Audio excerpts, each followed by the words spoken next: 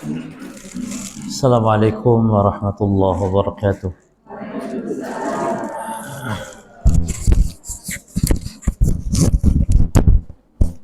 Alhamdulillah rabbil alamin.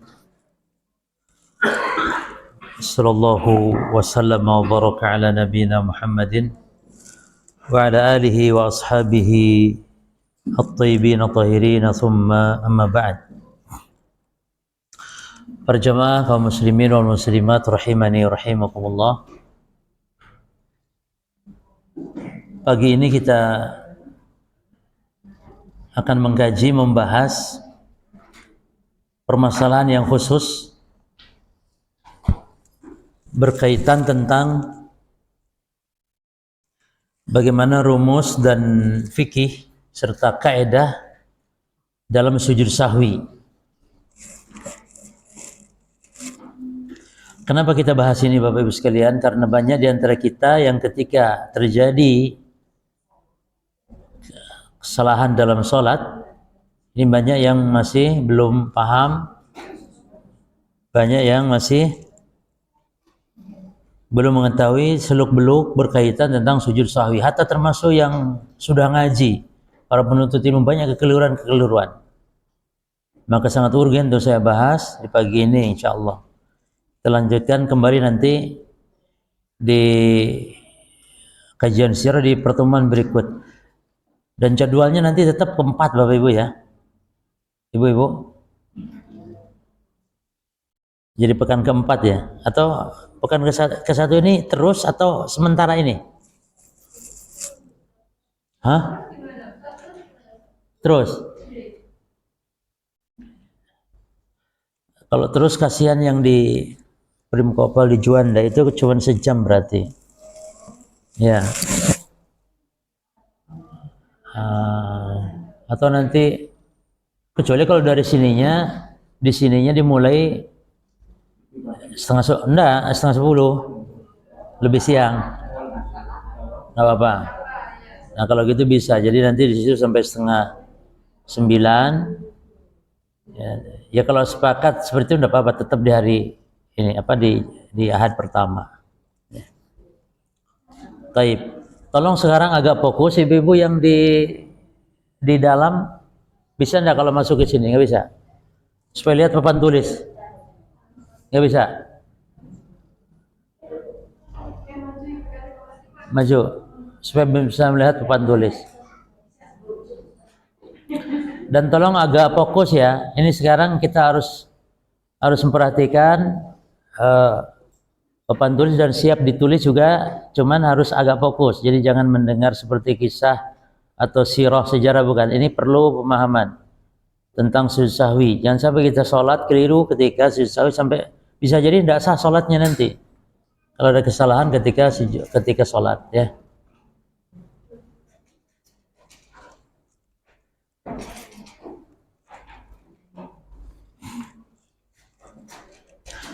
Baik, perhatikan Bapak Ibu sekalian, sujud sahwi, sujud as-sahwi. Kenapa disebut sujud as-sahwi? Ini disebut demikian dinamakan terhadap sebabnya. Dinamakan terhadap sebabnya, yaitu sahwun, artinya lupa. Apa sahwun? Lupa, sahwun itu.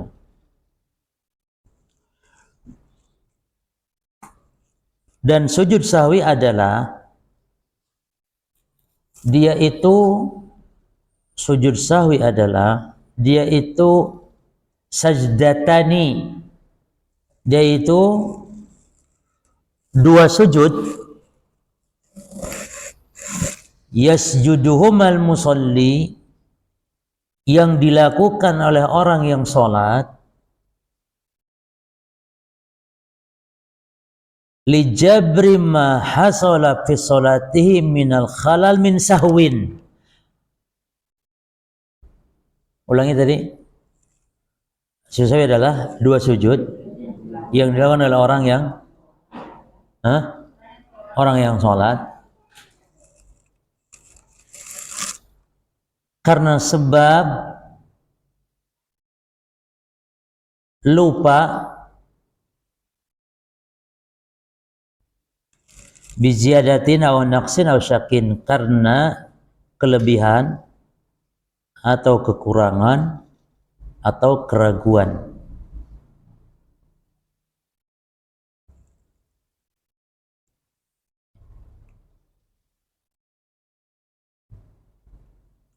Jadi sujud adalah dua sujud yang dilakukan oleh orang yang sholat. Ada sedikit kelewat tadi, untuk menutup kekurangan yang terjadi karena sebab lupa, baik kelebihan atau kekurangan atau keraguan. Berarti sebab sujud sahwi itu 3. 1, sebab sujud sahwi, bukan lupa, perhatikan.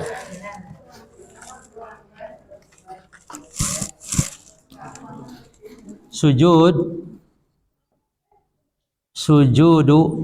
as-sahwi, atau sujud sahwi, sebabnya 3. 1, an-naqsu, karena sebab kekurangan dalam salat. Yang kedua, az-ziyadatu, karena kelebihan dalam salat. Yang ketiga, asyakku, karena keraguan. Perhatikan kaidah penting bahwa la sujuda as-sahwi an amdin. Tidak ada sujud sahwi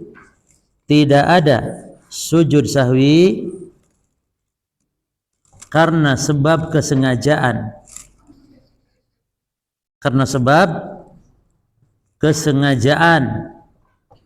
Akan tapi karena sebab apa? Karena sebab lupa, maka disebut sahwi.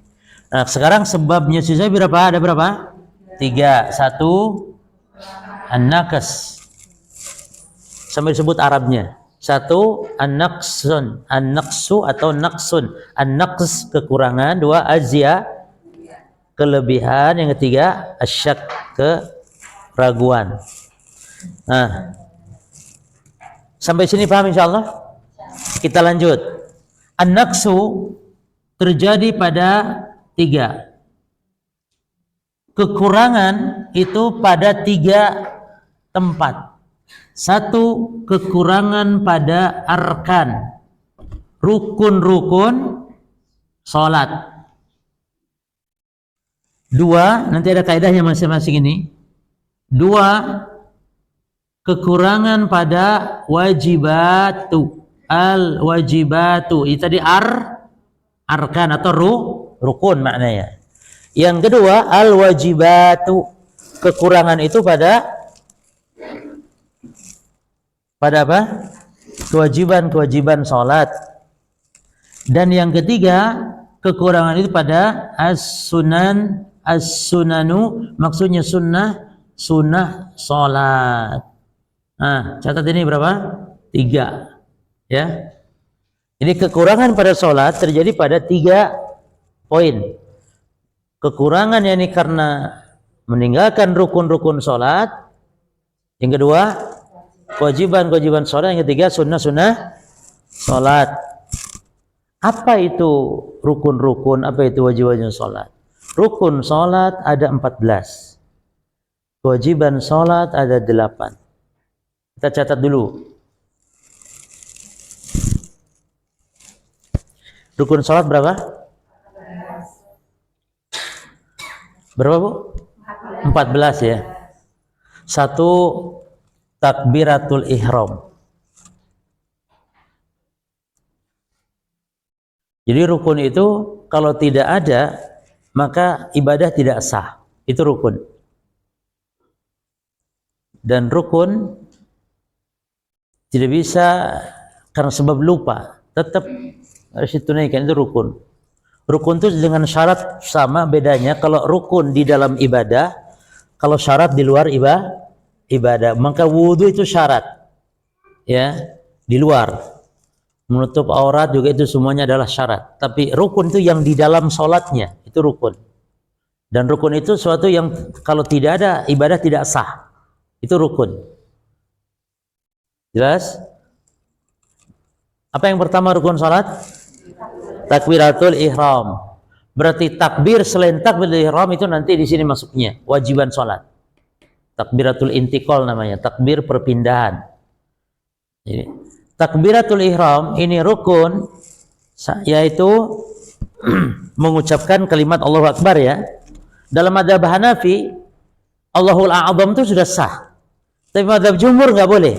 Dalam madzhab jumhur ulama, madzhab Syafi'i, Maliki, Hambali, kalau takbiratul ihram itu ya nggak boleh dengan Allahu A'zam, tapi harus Allahu Akbar. Kalau Hanafi, madzhab Hanafi boleh.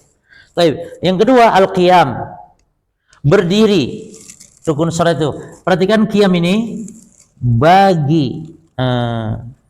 berdiri bagi yang mampu dalam salat wajib. Berdiri itu rukun salatnya, berdiri bagi yang mampu dalam salat wajib.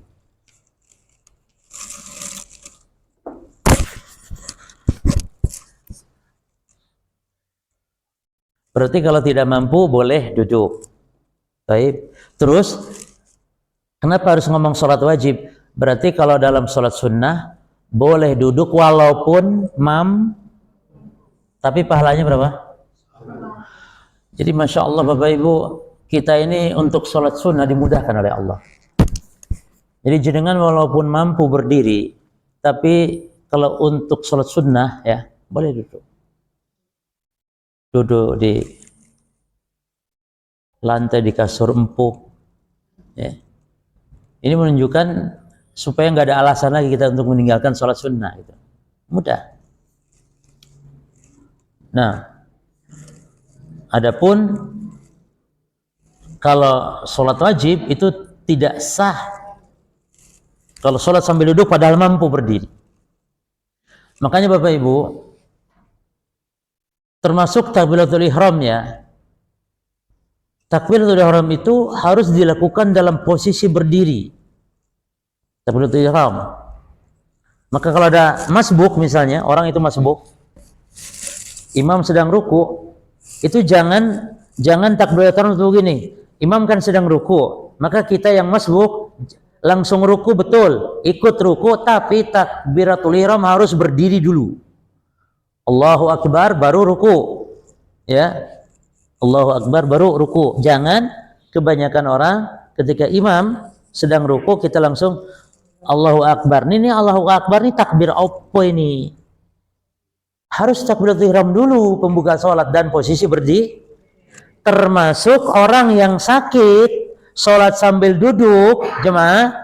Namun kalau sekedar takbiratul ihram mampu berdiri, wong cuman berapa detik cuman, itu harus berdiri. Sholat jenengan sambil duduk di kursi boleh, ya, karena memang nggak kuat, ya. Tapi takbiratul ihramnya masa Anda bisa dengan berdiri? Bisa tidak? Bisa. Jadi begini aja, Allahu Akbar, baru sudah itu duduk dia, sudah duduk. Jelas zaman. Jadi jangan anggap enteng, jangan remehkan tentang takbiratul ihram dalam posisi berdiri. Jelas nggak nih? Kecuali orang yang memang tidak mampu berdiri sama sekali, ya berarti takbiratul ihramnya sambil duduk. Perhatikan ini ya. Jadi ada orang yang sholat nggak mampu berdiri boleh duduk, tapi takbiratul ihram ketika mampu berdiri tetap berdiri takbiratul ihramnya saja cuman. Nanti takbir yang lain nggak perlu. Hanya takbiratul ihramnya saja di awal. Jelas ya, Mas? Jadi nanti takbir yang kedua, yang ketiga dan seterusnya itu takbir boleh sambil duduk. Taib.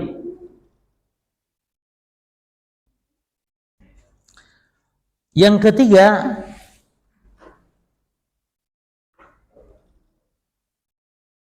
qiraatul Fatihah, membaca Al-Fatihah. Tapi kita percepat ya jemaah ya. Yang keempat ruku'. Yang kelima Ar-raf'u minar ruku, bangkit dari ruku.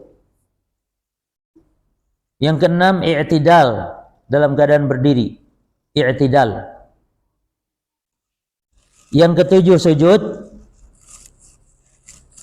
Yang kedelapan, bangkit dari sujud. Yang kesembilan, duduk di antara dua sujud. Al-julus baina sajdataini.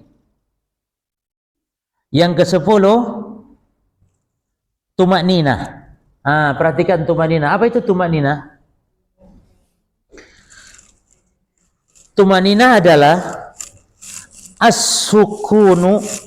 Tumakninah adalah as-sukunu. As-sukunu biqadri dzikril wajibi.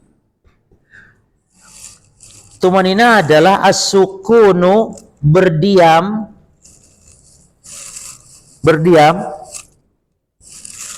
biqadri, seukuran, selama seukuran dzikril wajib, dzikir yang wajib. Itu namanya tumanina. Tumanina adalah berdiam, ojo ngomong sejenak, berdiam selama dzikir yang wajib.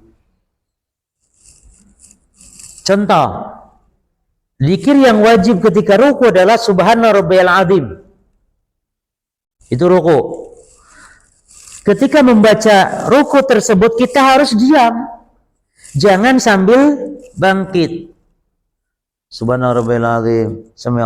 Ketika i'tidal membaca Rabbana lakal hamd itu sambil harus diam, jangan Rabbana lakal hamd, Allahu akbar, subhanallah, Allahu akbar, Allahu. Jadi salatnya kayak ngeper begini jemaah. Jadi harus diam dulu. Rabbana walakal hamdu, Allahu akbar, sujud, subhana rabbiyal. Ini diam nih, jangan begini. Itu namanya tumaknina. Berikutnya yang ke berapa? 11, tasyahud al-akhir. Membaca tasyahudnya, tahiyatul lillah, tasyahud al-akhir. Yang ke-12, duduk. Tasyahud akhir, duduk tasyahud akhir. Yang ke-13, salam. Yang ke-14-nya tertib. Itu rukun sholat.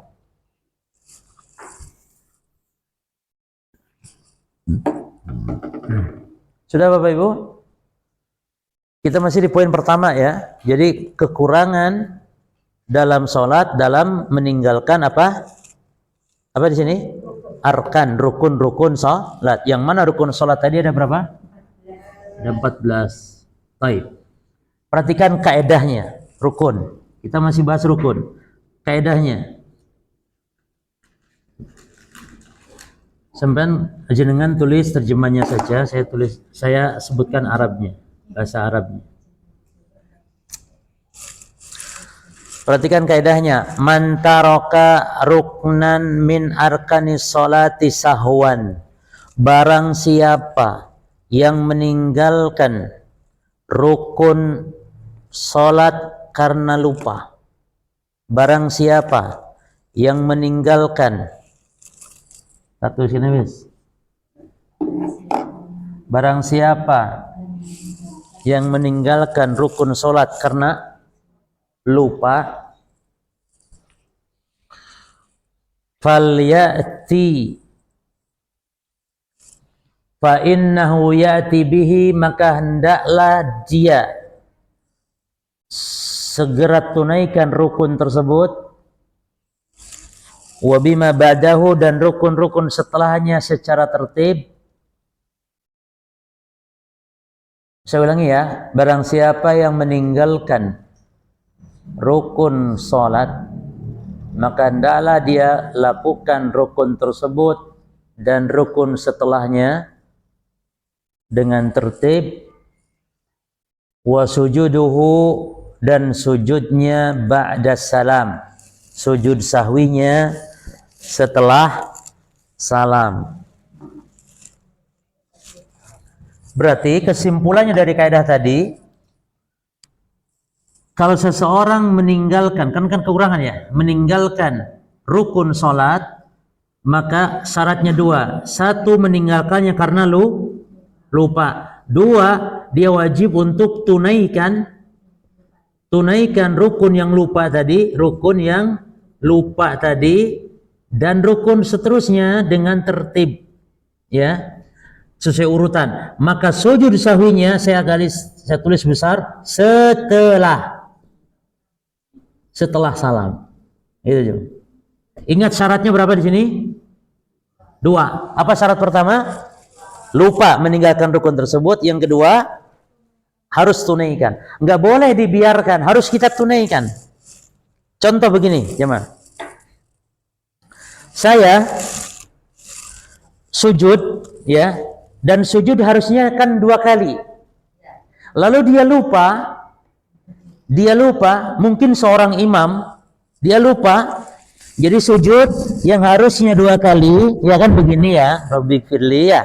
Terus sujud lagi, ini enggak, sujud dia langsung berdiri, atau mau duduk istirahat mau tidak boleh, cuman berdiri begini. Berarti sujud dia tadi lupa hanya sekali, dan ini berarti meninggalkan rukun. Lalu dia berdiri begini.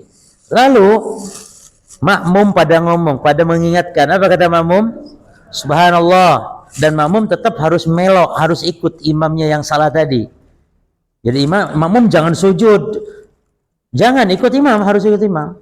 Ya, tapi tetap bilang subhanallah. Nah, imam ketika dibilangin subhanallah dan imamnya tahu kalau itu adalah tadi sujudnya kurang, yang dilakukan satu karena lupa tadi sudah, yang kedua harus apa? Harus segera sujud lagi. Mengulangi karena sujud tadi tidak sah. Jelas ya, Ma? Kalau dia ingatnya tuh sudah agak lama. Dia sujud lupa sekali. Ya, berdiri baca Al-Fatihah alhamdulillah berahman malik yaumiddin terus sampai dia ruku. Allahu Akbar. Ya, sami Allah liman hamidah ya. Masih belum ingat Masih belum ingat. Anggap ya. Sujud. Masih belum ingat. Pas sujud, pas duduk antara 2 sujud, dia baru sadar, wah lah iya tadi sujud saya sekali. Apa yang harus dilakukan? Segera dia untuk bangkit dan segera dia, yakni buang yang barusan tadi karena tidak sah semuanya, harus dia sujud mengganti yang tadi ketika tadi dia ingat. Jadi tidak boleh dibiarkan. Kebanyakan kita kaum muslimin apa biasanya, nggak apa-apa wis nanti selesaikan dulu sholat. Nggak boleh, sholatnya ndak sah. Nggak boleh selesaikan sholat, harus kembali ke yang dia lupa tadi karena dia rukun sholat. Contoh lupa Fatihah jemaah. Sudah kadung sujud, ingat dulu, aku nggak baca Fatihah kita. Berarti harus apa dia? Segera bangkit lagi ngulang untuk membaca Al-Fatihah. Baru nanti lakukan sesuai urutannya lagi. Karena yang dia tadi tidak baca Fatihah, ruku dia, karena nggak baca Fatihah tadi ruku dia, tidak dia sujud, tidak sah. Karena tadi dia meninggalkan rukun. Jelas nggak di sini maksudnya? Jadi harus kontan. Kalau lupa itu rukun harus kontan, ketika itu harus kontan, nggak boleh nanti. Berbeda nanti kalau yang wajib. Nah, kalau wajib tidak perlu. Nanti itu jangan keburu fokus di sini. Jadi kalau meninggalkan rukun untuk sujud sahwi syaratnya 2. 1 meninggalkannya karena lupa. 2 harus tunaikan rukun yang terluput. Bagaimana kalau meninggalkan sujud, meninggalkan ruku atau yang semisal dengan sengaja, ada sujud sahwi tidak? Sengaja. Sampai napa ndak ruku? Malas aku ruku wis kesuwen aku langsung sujud aja aku. Sengaja. Pertanyaannya, ada sujud sahwi tidak? Tidak ada sujud sahwi karena sengaja. Terus sholatnya sah atau tidak sah? Tidak sah, batal sholatnya. Jelas ya, Ma? Jelas nggak di sini? Atau saya bingung? Ini kalau meninggalkan rukun. Sekarang yang kedua, kekurangan dalam sholat itu bisa meninggalkan kewajiban sholat. Kewajiban sholat ada 8. Kewajiban sholat ada 8. Apa yang 8 itu jemaah? Seluruh takbir kecuali takbiratul ihram. takbir selain takbiratul ihram itu namanya takbiratul intiqal, itu kewajiban. Ya. Kewajiban salat.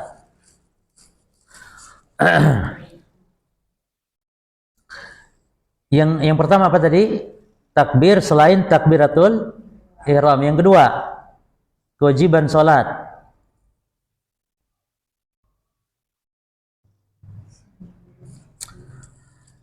Ucapan sami Allahu liman hamidah bagi imam dan munfarid, yang salat munfarid. Berarti makmum wajib enggak? Makmum wajib enggak baca sami Allah? Enggak wajib makmum. Yang wajib itu hanya imam dan munfarid. Maka yang kedua, kewajiban salat adalah ucapan sami Allah liman hamidah bagi imam dan munfarid. Apa sih munfarid? Orang yang salat sendiri. Seperti jenengan tahajud itu salat sendiri, salat sunnah, atau ibu-ibu salat wajib di rumahnya sendiri. Yang ketiga, ucapan Rabbana walakal hamdu. Itu ada 4 bentuk, Bu. Boleh Rabbana wa lakal hamdu. Boleh Rabbana, wa-nya dibuang. Rabbana lakal hamdu. Yang ketiga, Allahumma Rabbana wa lakal hamdu. Dan yang keempat, Allahumma Rabbana lakal hamdu. Jadi tambahan Allahumma dan wa-nya ada yang dipakai, ada yang dibuang wa-nya. Ada 4 bentuk. Apa yang pertama? Rabbana wa lakal hamdu. Yang kedua, Rabbana lakal hamdu. Yang ketiga, Allahumma Rabbana wa. Yang keempat, Allahumma Rabbana lakal hamdu. Yang keempat, ucapan subhana rabbiyal azim sekali dalam ruku. Ucapan subhana rabbiyal azim sekali dalam ruku. Kalau jenengan biasa pakai yang mana ya berarti sekali. Misalnya jenengan biasa pakai yang mana? Yang ya boleh, berarti itu yang wajib berapa? Sekali yang wajib. Kalau 3 kali berarti sunnah. Kelebihannya itu sunnah. Atau jangan pakai yang lain ya, sekali berarti subhanakallahumma rabbana bihamdika allahumma firli, ya, pakai yang itu. Yang ke berapa, Pak? Yang kelima, membaca subhana rabbiyal a'la berapa kali? Sekali. Yang wajib maksudnya. Sekali dalam sujud. Yang keenam, membaca rabbighfirli atau mohon ampun kapan? Duduk di antara 2. Jadi subhanallah Bapak Ibu, duduk antara 2 sujud itu kita tuh mohon ampun kepada Allah. Jangan cukup rabbighfirli atau baca yang lain rabbighfirli warhamni wajbur dan seterusnya. Yang ketujuh, tasyahud awal, yakni membaca at-tahiyatulillah di duduk. Dan yang ke-8 duduknya, duduk tasyahud awal. Yang 7 tasyahudnya, tasyahud awal. Lalu yang ke-8 duduknya di tasyahud atau duduknya untuk tasyahud awal. Berarti berapa totalnya? 8. Nah, kalau ada orang, ini kaidahnya sekarang. Barang siapa, perhatikan Bapak Ibu sekalian, beda antara rukun dan wajib ya di dalam kaedahnya. Kalau rukun kaedahnya apa tadi? Barang siapa yang meninggalkan rukun karena sebab lupa dan dia tunaikan rukun tersebut, maka sujud sawinya setelah salam. Berarti syaratnya berapa? 2 ya. 1 lupa, yang kedua menunaikan rukun yang ketinggalan tersebut. Adapun kalau kewajiban, perhatikan di sini kaedahnya. Silakan dicatat. Barang siapa yang meninggalkan, barang siapa ya, man taraka wajiban, barang siapa yang meninggalkan kewajiban sahwan karena lupa,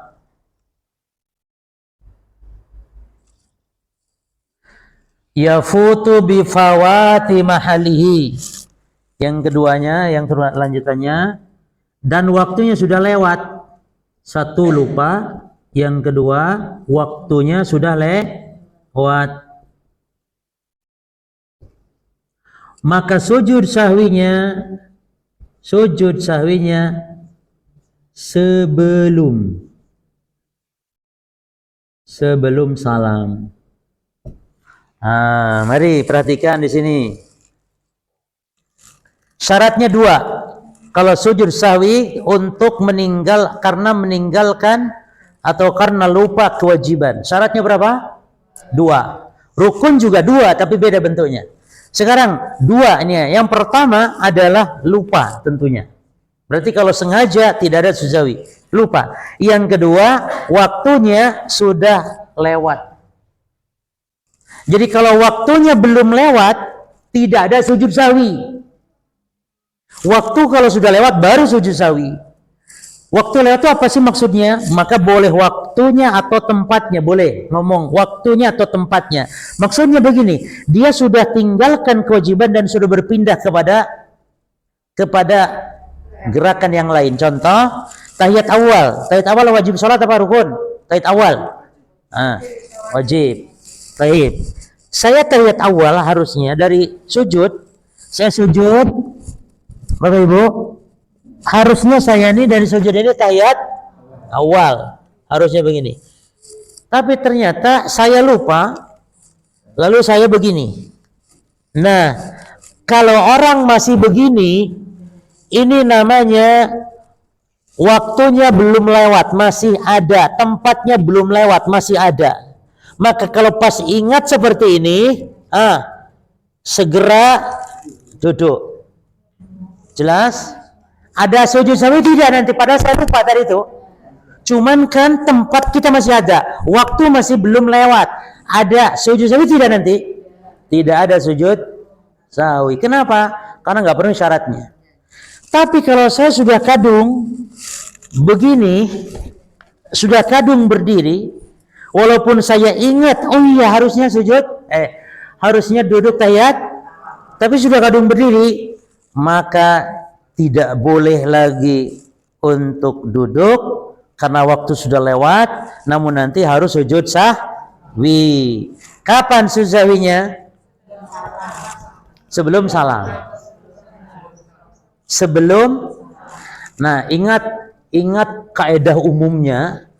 Berkaitan dengan kekurangan-kekurangan, berkaitan yang kurang-kurang, berkaitan yang kurang, itu sebelum salam. Berkaitan yang nanti nih, mana? Di sini, kelebihan itu nanti susahnya setelah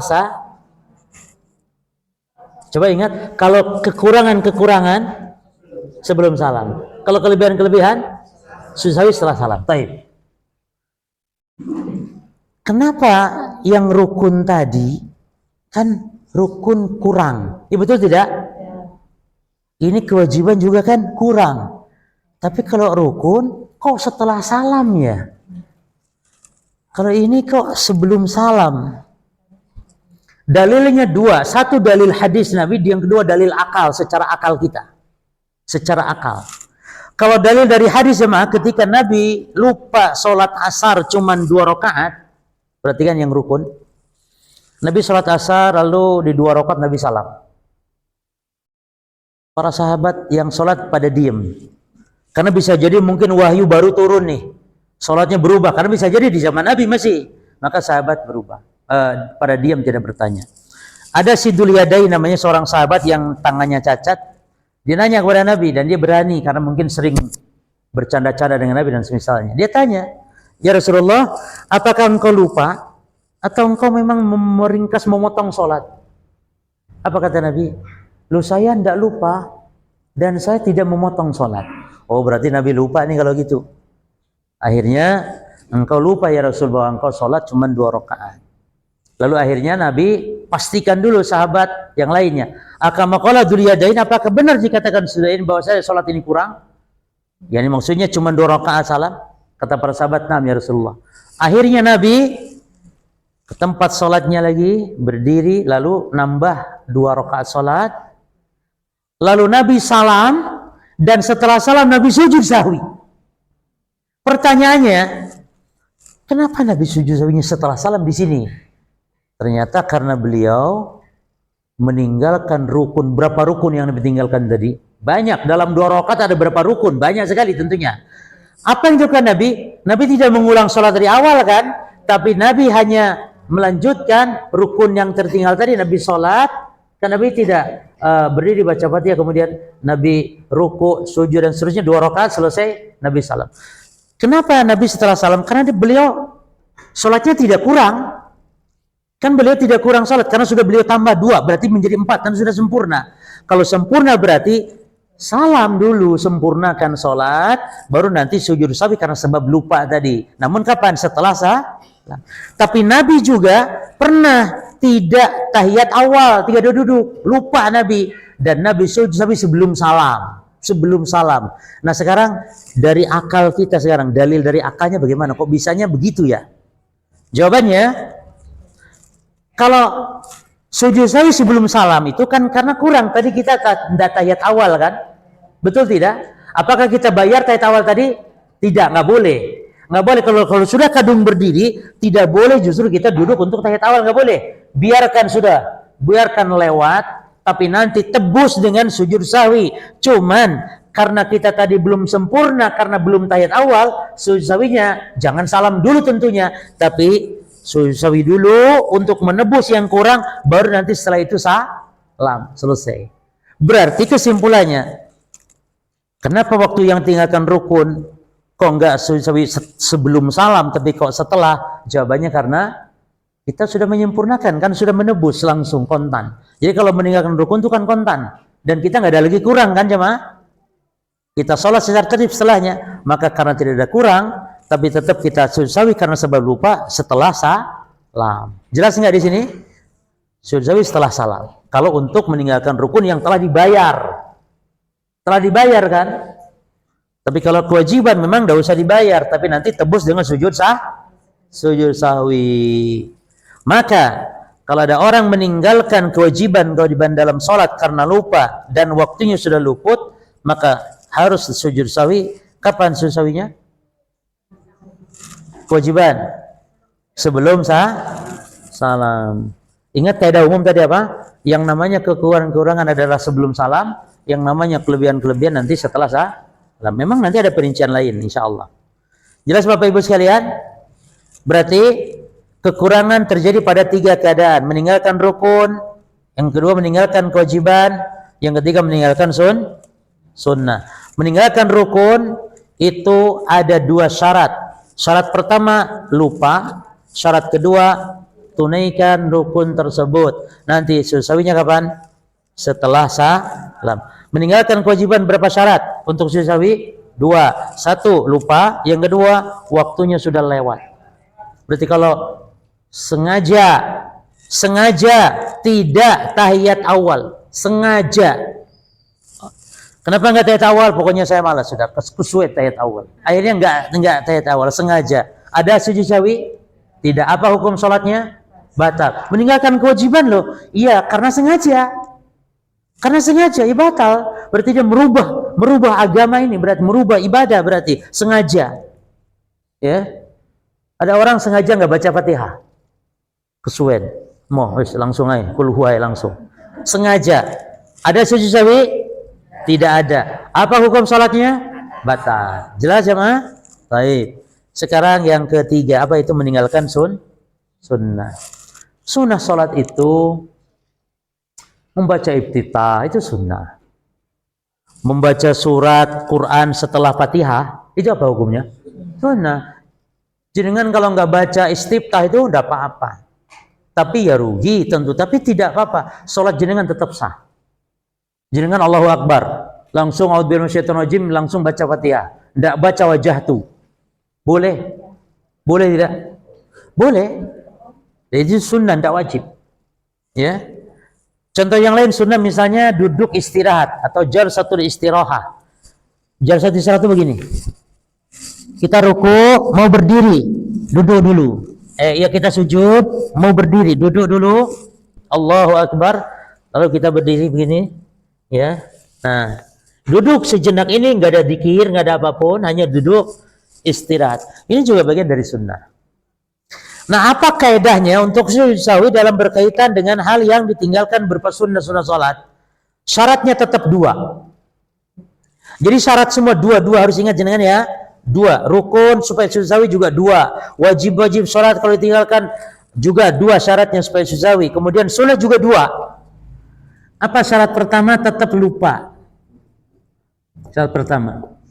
Nah, syarat kedua, sunnahnya itu adalah hiya sunnatul lati al-mu'tad. Sunnah, perhatikan jemaah, sunnah yang sudah biasa dilakukan. Sunnah yang terus menerus dia lakukan. Contoh, jenengan kalau sholat kan pasti seumur hidup biasa membaca wajah tuh atau Allahumma baik atau yang lain. Istiftah itu sudah biasa jenengan lakukan. Betul tidak? Baik. Contoh yang lain, setelah Fatihah di 2 rakaat pertama, jenengan pasti baca apa? Surat. Itu sudah biasa dan itu sunnah. Nah, sunnah-sunnah semacam itu disebut sunnah-sunnah yang sudah biasa dilakukan. Maka kalau lupa dan sunnah yang biasa dilakukan, maka disyariatkan sujud sahwi dan tempatnya sujud sahwi secara akal jenengan dulu. Sujud sahwinya kapan? Ingat kaidahnya. Kalau lebih-lebih, kalau kelebihan-kelebihan setelah salam. Kalau kurang-kurang, ini kira-kira jenengan biasa kan baca istiftah. Moro-moro lali, nggak baca istiftah, lali. Nggak baca istiftah. Sujud sahwi tidak? Sujud sahwi tidak? Sujud sahwi karena lupa dan karena terbiasa itu dibaca jenengan. Maka lupa enggak dibaca, berarti sujud sahwinya kapan tuh? Setelah atau sebelum? Serius? Kenapa? Aiyah, alhamdulillah saya nggak jadi pulang. Tadinya mau pulang saya, ibu berarti nggak paham nih. Tapi alhamdulillah paham, saya nggak jadi pulang. Sujud sahwinya sebelum salam. Jelas sampai sini Bapak Ibu sekalian? Kalau jelas saya tanya, kalau salah saya pulang. Ada orang sengaja habis Fatihah. Ibu-ibu, ojo sampai salah jawabnya Bapak juga. Ada orang sholat sengaja nggak baca surat kulhu tuh, nggak sengaja nggak baca surat kulhu. Dari Fatihah tuh langsung ruku dia, sengaja. Apa nggak baca kulhu? Kesuwen, aku keburu-buru, sholatnya kepengen cepat selesai. Kulhu kesuwen, wes aku langsung ya Al-Fatihah amin, langsung ruku.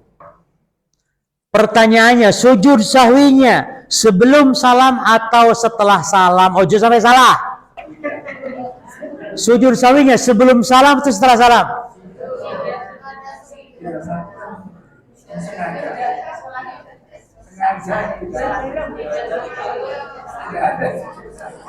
Saya ulangi. Orang sengaja. Saya ulang 3 kali. Meninggalkan sunnah-sunnah sholat yang biasa dia lakukan, yaitu baca qulhu setelah Fatihah di rakaat pertama atau kedua. Sengaja. Pertanyaannya, sujud sahwinya kapan? Setelah atau sebelum salam? Al-jawab, tidak ada sujud. Itulah Bu, insya Allah tadi. Benar. Sengaja. Baik. Yang kedua.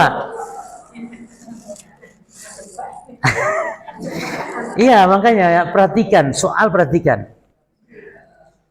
Ada orang kadang duduk istirahat, kadang tidak. Kadang kalau dia pengen duduk istirahat, tapi kadang juga enggak. Pas saat itu dia pengen duduk istirahat. Dia sudah rencana. Ternyata lupa dia. Langsung berdiri tanpa duduk istirahat. Lupa langsung berdiri. Pertanyaannya, sujud sahwinya? Duduk istirahatnya tadi, dia nggak biasa. Kadang duduk, kadang enggak. Seringnya enggak. Tidak biasa, tidak biasa, tidak biasa dia. Terus saat itu dia pengen duduk istirahat, tapi lupa. Akhirnya dia berdiri. Lupa dia, enggak duduk istirahat dulu. Pertanyaannya, sujud sahwinya sebelum atau setelah salam? Tidak ada sujud sahwi. Karena sunnah ini dia tidak biasa melakukannya. Jelas sampai sini? Alhamdulillah ya Allah, paham semua, alhamdulillah.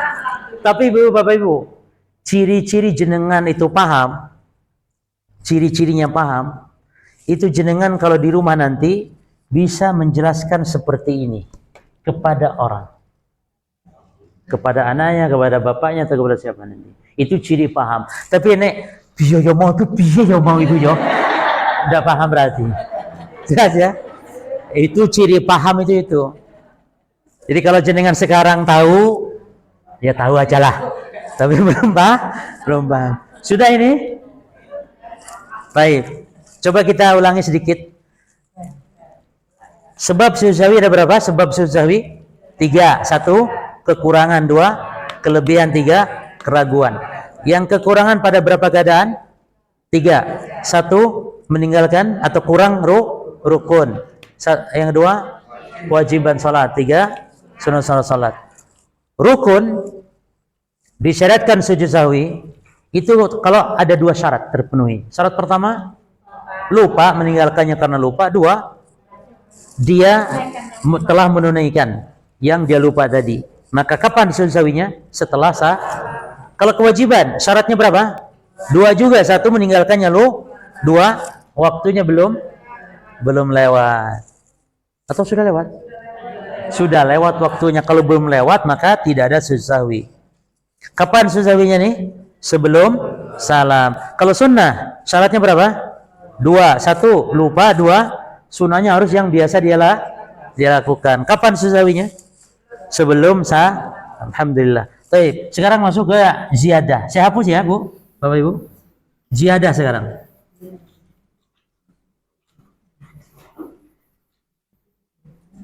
Jadi lupanya itu dalam hal kelebihan. Az-ziyadah. Perhatikan Bapak Ibu, mohon fokus.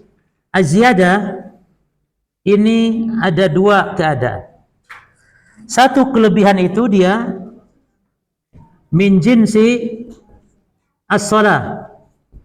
Kelebihan itu dia adalah bagian dari salat.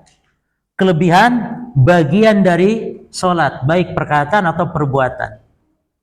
Yani kelebihannya itu adalah bagian dari salat. Yang kedua, min ghairi jinsi as-shalah. Adapun yang kedua, kelebihan itu adalah bukan bagian dari salat, di luar, yakni gerakan salat, di luar dari ucapan-ucapan salat. Contohnya apa? Di luar gerakan salat. Ibu, kita bahas ini dulu ya. Yang di luar gerakan salat ya. Baik. Yang di luar gerakan salat itu ada 4 hukum, Bapak Ibu.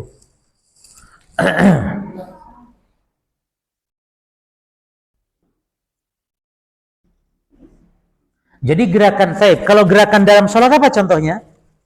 Jenis salat contohnya apa? Ruku, ya, sujud, misalnya duduk, berdiri. Ini kelebihan maksudnya yang bagian dalam salat. Ada contoh yang di luar ini apa contohnya? Contohnya misalnya gerakan di luar itu contohnya apa? Contohnya ngupil ya. Contohnya jalan-jalan dalam sholatnya ke sini, ini ya. Ya geser, atau misalnya benekno, ibu-ibu benekno ruku nih kayak ini. Oh ini aku ini. Atau gatal garuk-garuk. Itu semuanya di luar sholat. Adapun dalam sholat apa contohnya? Ruku, sujud, dan semisal. Nah, ini di luar gerakan sholat ini, ibu-ibu, tidak ada sujud sahwi. Tidak ada sujud sahwi. Kalau kelebihan-kelebihan dari sini tidak ada sujud sahwi. Cuman masalahnya apa hukumnya? Kalau ada orang gerak atau ngomong atau semisalnya atau gerak yang dia di luar sholat atau di luar dari gerakan sholat, hukum sholatnya apa? Ada yang boleh, ada yang bahkan wajib, ada. Makanya kita bahas dulu sedikit ini. Ini ada 4 hukum. Gerak dalam sholat, yakni di luar, maksudnya gerak apa? Gerakan sholat yang itu luar bagian sholat, ada 4 hukum, Bapak Ibu.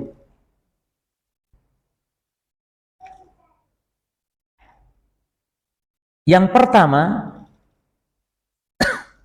hukumnya, ibu-ibu kasih judul apa itu ya? Gerakan dalam sholat yang bukan bagian dari sholat ya. Gerakan dalam sholat tapi bukan bagian dari sholat. Ada 4 hukum. Yang pertama, harokatun wajibatun, gerak yang hukumnya wajib.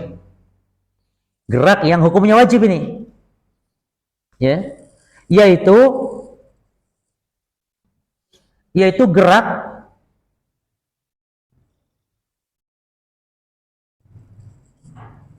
yang kalau tidak dilakukan sholat tidak sah. Gerak menjadi wajib.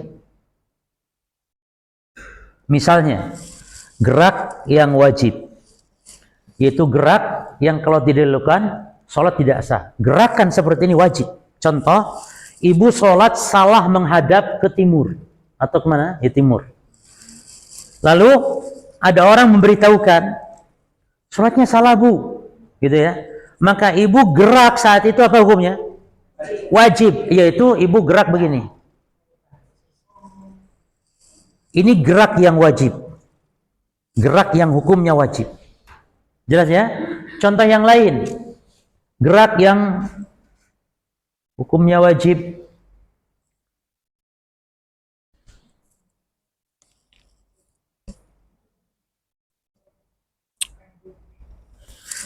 Ketika di ruku ibu ada najisnya. Misalnya. Atau di sarung ada najis dan semisalnya. Dan taunya ketika sedang sholat. Maka gerak untuk membuang najis, hukumnya apa? Wajib.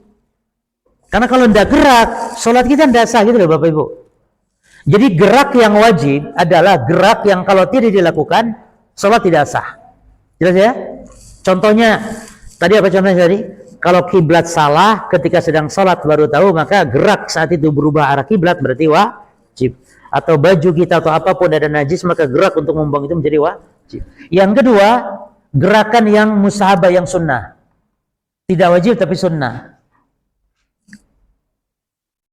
Yani kalau tidak gerak akan berkurang kesempurnaan sholat kita. Gerak yang sunnah adalah gerak yang kalau tidak dilakukan kesempurnaan sholat akan berkurang.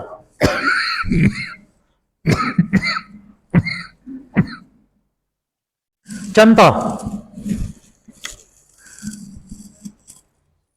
sutroh bagi sebagian ulama hukumnya sunnah. Sutroh bagi sebagian ulama hukumnya apa? Sunnah. Maka kalau ibu sedang sholat, tiba-tiba sutrohnya nggak ada. Ibu sholat di depan orang, punggungnya orang. Boleh enggak? Boleh, dia jadi sutroh. Ibnu Umar juga kalau mau sholat, kepada Nafi ngomong, Nafi, sini punggungmu. Nafi, sini punggungmu. Tak jadi sutroh. Maka Ibnu Umar sholat menghadap ke punggungnya Nafi, budaknya. Nafi. Ketika orang yang sedang jadi sutro itu tiba-tiba pergi, lah berarti kita mau pulang gak ada sutro. Lalu ada orang yang duduk di sebelahnya, maka gerak untuk mencari sutro hukumnya Jadi ibu gini bu, nah pas di depan punggungnya orang. Jelas di sini. Apa hukum gerak seperti ini? Wajib tidak? Bagi yang mengatakan sutro itu tidak wajib, ya tidak wajib. Tapi kalau wajib ya berarti gerak menjadi wajib. Kalau cuma sunnah ya berarti gerak tidak wajib tapi sunnah. Yang ketiga ibu, gerak itu yang al-harqa muharramah, gerak yang haram. Gerak haram. Gerak yang haram. Atau ya wis napa haram. Yaitu gerak yang, perhatikan ibu-ibu, gerak yang ada kriteria yang 3. Gerak yang sering, berturut-turut, dan tidak ada hajat. Maka gerak seperti ini hukumnya haram dan sholatnya bisa batal. Sholatnya bisa batal. Apa tadi cirinya? Sering, berturut-turut, dan tidak ada hajat. Nggak ada hajat kebutuhan. Contoh, misalnya Allahu Akbar sholat ya, Allahu Akbar sholat. Kemudian dia beneno ininya, sedikit rukunya di beneno. Terus menengono jamnya dengan ini. Menengono cincinnya dengan ini, pipi ini. Terus menengono nyari lanang, langsung sambung ke jenggotnya ini. Lagi. Terus dia tadi naruh apa ya? Wala minyak wangi. Terus ibu, kan nggak ada hajat. Pegang ini apa? Nggak ada hajat. Nggak ada hajat. Batal sholatnya.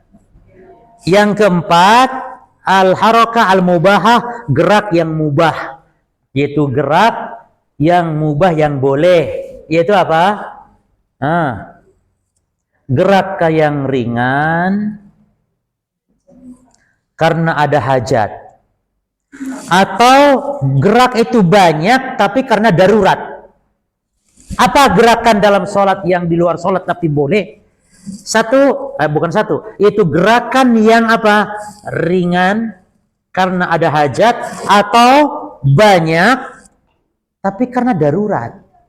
Contoh, kita sholat di sini bu, anak itu jauh di situ, anak kecil jauh di situ, tapi dia mau megang listrik, mau megang strum, bisa mati dia, kebakar atau ke setrum misalnya. Ibu di sini. Waduh, gerak iki piye yo nek nang kono lah adoh iki. Jarna wis ana mati wis jarna wis. Itu bisa jadi gerak itu darurat Ibu. Ya. Bahkan bisa jadi wajib tapi boleh, intinya boleh. Lagi sholat ada gempa, Bu. Naudzubillah ya. Lagi sholat ada gempa. Kalau Melayu kan berarti geraknya akeh. Boleh tidak? Ya boleh, karena gerak banyak tapi dalam rangka untuk menyelamatkan jiwa. Tapi supaya jenengan gerak yang banyak supaya jenengan bisa lanjut sholat, ini nggak boleh ngomong. Karena kalau ngomong batal sholatnya. Tapi kalau ngomong, kalau tidak ngomong kan dilanjut. Jelas Bapak Ibu? Kembali ke pembahasan sujud sahwi, berarti min ghairi jinsi sholat. Kalau bukan sholat itu ada 4 hukum ya. Bisa batal, bisa tidak sholatnya. Hanya saja ada nggak sujud sahwi? Di sini tidak ada sujud sahwi. Jelas ya? Nah ini yang kita bahas sekarang. Min jinsis sholat. Yani gerakan kelebihan bukan gerakan ya. Kelebihan dalam sholat itu yang dia bagian dari sholat. Apa yang masuk bagian dari sholat sini? Sujud, apalagi contohnya ruku, apalagi contohnya duduk ya. Qiyam dan yang lainnya. Nah perhatikan Bapak Ibu sekalian. Kelebihan dan bagian dari sholat ada 2. 1 al-qawli, yang kedua al-fi'li. Fi'liyu, al-qawliyu. Apa arti al-qawli? Ucapan. Jadi kelebihan dalam ucapan. Kalau di sini kelebihan dalam gerakan atau perbuatan.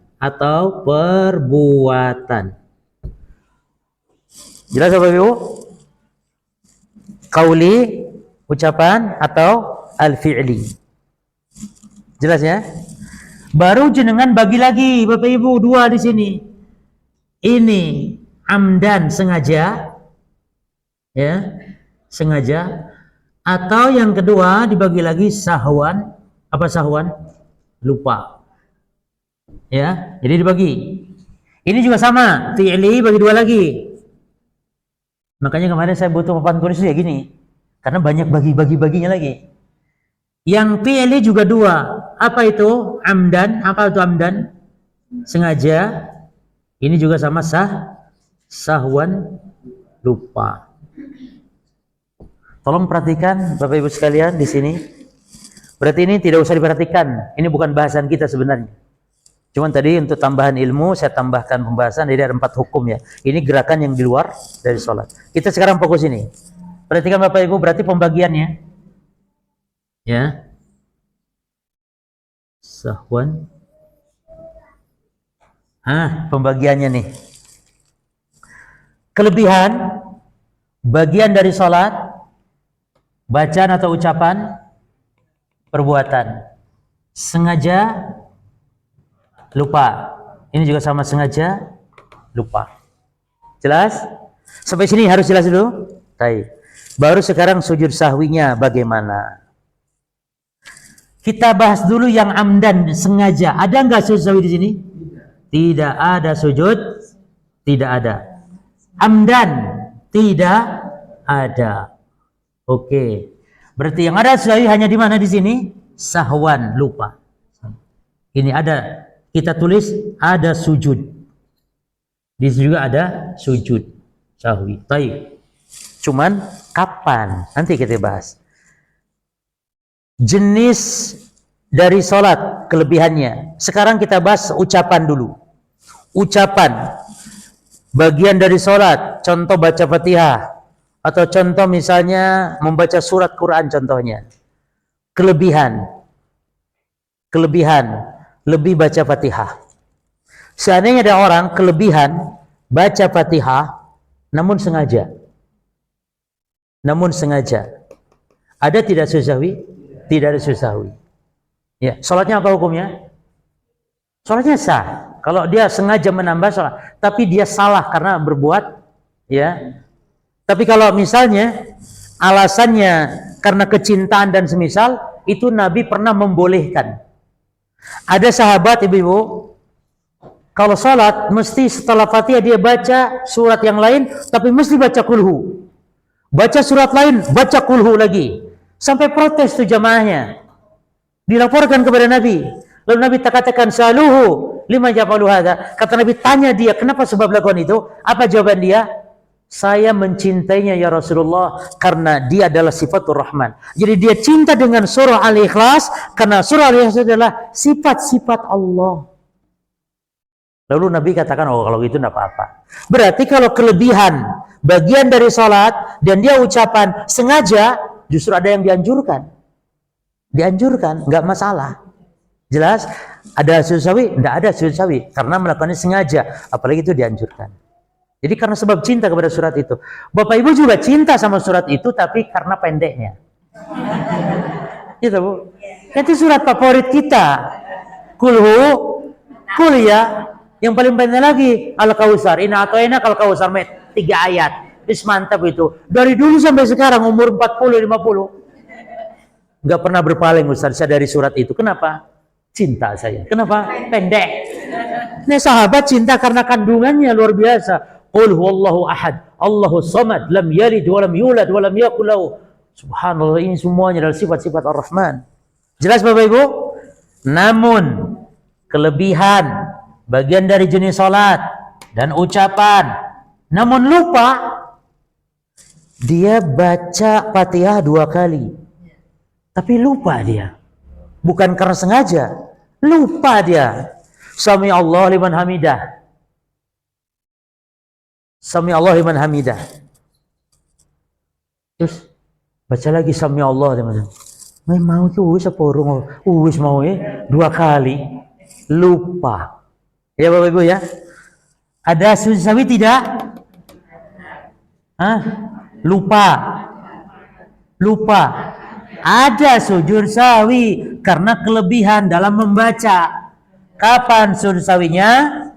Nah, karena kelebihan berarti setelah. Jelas Bapak Ibu sekalian? Jadi kalau kelebihan dalam ucapan, nek sengaja itu enggak berat. Kelebihan dalam ucapan dan disengaja itu tidak berat. Tidak sampai sholatnya batal. Tapi kalau di sini nih bahaya. Perhatikan, kelebihan jenis dari bagian sholat memang dan perbuatan. Kalau amdan sengaja tidak ada sujud sahwi dan sholatnya batal. Ruku 2 kali misalnya. sengaja. Ada sujud sahwi? Tidak. Sholatnya apa? Batal. Loh, kok bisa Ustaz? Masa sih? Nek Fatihah tadi enggak? Ya ucapan ringan dia ucapan itu. Bahkan ada yang dianjurkan. Bahkan Nabi, subhanallah Bapak Ibu sekalian, Nabi itu tahajud. Nabi tahajud dari apa istilahnya? Dari ini sampai subuh. Nabi mengulang-ulang ayat dalam Al-Quran. Nabi mengatakan, in tu'adzibhum fa innahum ibaduk wa in taghfir lahum fa innaka antal azizul hakim. Ayat ini mek semene tok, Bu. Mek sakmene tok. Itu diulang-ulang terus sama Nabi. In tu'adzibhum fa innahum ibaduk. Kalau engkau siksa mereka ya Allah, mereka itu adalah hamba-hambamu. Tapi kalau kau ampuni mereka, engkau Maha Al-Aziz, Al-Hakim, engkau Maha Perkasa, engkau Maha Bijaksana. Diulang-ulang sama Nabi. Berarti menambah sengaja jenis dari salat dan itu adalah ucapan, bacaan sengaja, ini terkadang dianjurkan atau terkadang ya ini enggak masalah. Yang masalah itu ketika mengulang atau menambah-nambah dalam perbuatan, contoh ruku dan sujud misalnya, sengaja nambah ruku, sengaja nambah duduk tahiyat, sengaja menjadi 3 kali 4 kali misalnya, naudzubillah ya, ini tidak ada sahwi dan sholatnya batal. Tapi kalau menambah ruku enggak sengaja karena lupa, jemaah lupa ruku dia, Allahu Akbar ya, terus sami Allah liman hamidah ya, karena dia kan begini ya mungkin ya, karena dia akan di dada, tidaknya di dada dia, atau oke lah di sini Rabbana lakal hamdu, terus dia ngelamun banyak utang, akhirnya Allahu Akbar ruku lagi, loh pas ruku lagi ya Allah saya lupa gitu ya, akhirnya berarti dia ruku 2 kali karena lupa. Ada sujud sahwi nanti kapan? Setelah. Berarti Bapak Ibu, kesimpulannya tentang aziyadah, kelebihan, ruku 2 kali lebih. Berarti kesimpulannya, ini kan babnya bab kelebihan. Kita sudah beres ini, bab naqs sudah. Kita sedang bahas ini. Maka kesimpulannya, setiap kelebihan, baik perbuatan atau ucapan, karena sebab lupa, setiap kelebihan, baik perkataan atau perbuatan, karena sebab lupa, maka semuanya sama, sujud sahwinya Masya Allah. Jelas? Silakan tulis kaidahnya. Atau nanti saya di akhir nanti saya tulis. Nanti saya sampaikan jenengan. Sudah Bapak Ibu sekalian? Berarti kelebihan jenis salat, ucapan sengaja atau lupa. Kelebihan jenis salat, perbuatan sengaja atau lupa. Hukum sudah paham jenengan. Paham ya insyaallah? Kalau paham saya tanya. Paham? Baik.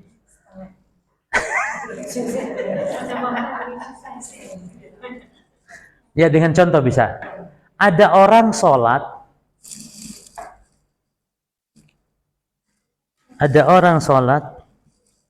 sengaja sujudnya 3 kali, sengaja sujud 3 kali, berarti bab kelebihan nih. Sujud sahwinya kapan Bu? Sebelum atau setelah salam? Tidak ada sujud karena sengaja, sholatnya batal ya. Karena kalau sengaja menambah dalam bukan dalam perbuatan ya, dalam gerakan itu bahaya. Tapi dalam lafaz tidak sampai batal gitu Bapak Ibu. Jelas? Tapi tetap nggak boleh gitu. Walaupun ada yang nggak boleh, tapi yang boleh. Contoh misalnya, Sami Allah liman hamidah, itu kan ucapan. Diulang sengaja itu nggak boleh kalau itu. Tapi kalaupun ia dilakukan nggak membuat sholatnya batal. Beda ya dengan perbuatan tadi. Sekarang ada orang melangkah ke sebelah kiri karena mengejar sutra. Melangkah ke sebelah kiri 2 langkah, ke sebelah kanan 2 langkah untuk ngejar sutra. Dia sujud sahwinya kapan? Sebelum atau setelah salam? Ada. Kapan sujud sahwinya? Tidak ada. Kan nambah gerakan. Iya, karena bukan bagian karena nama gerakannya jalan, bukan bagian dari sholat. Cukup insya Allah. Masuk ke yang ke berapa? Apa yang ke 3? Apa itu? Syak, keraguan.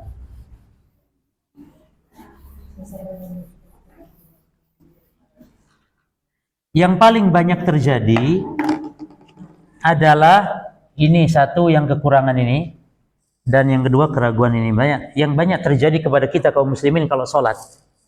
Banyak orang itu lupa, itu kurang, lupa tahiyat awal, lupa, dan juga ragu rakaat 2 atau 3, 4 dan semisal. Ini penting untuk diketahui karena ada perbedaan nanti tentang cara sawinya. Yani ada sebelum. Ibu nggak punya tisu tak, Bu? Oh, ada sini. Sudah ada, Bu.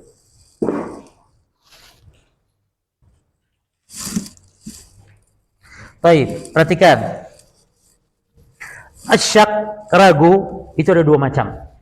Syak itu ada 2 macam. Ada 2 macam. Yang pertama, asyak dia, ragu, yaitu keraguan yang tidak bisa menguatkan dari salah satunya. Tidak bisa. Yani 50%, 50%. Ini namanya syak namanya. Ini keraguan yang tidak bisa dia menguatkan kepada salah satu, tapi betul-betul sama 50%, 50%. Bingung. Ini namanya syak. Orang kalau mendapati ini, Bapak Ibu, dalam ibadah, wajib untuk berpegang dan mengembalikan kepada yang yakin. Wajib. Bagaimana caranya? Kalau jumlah adalah pilih yang paling sedikit.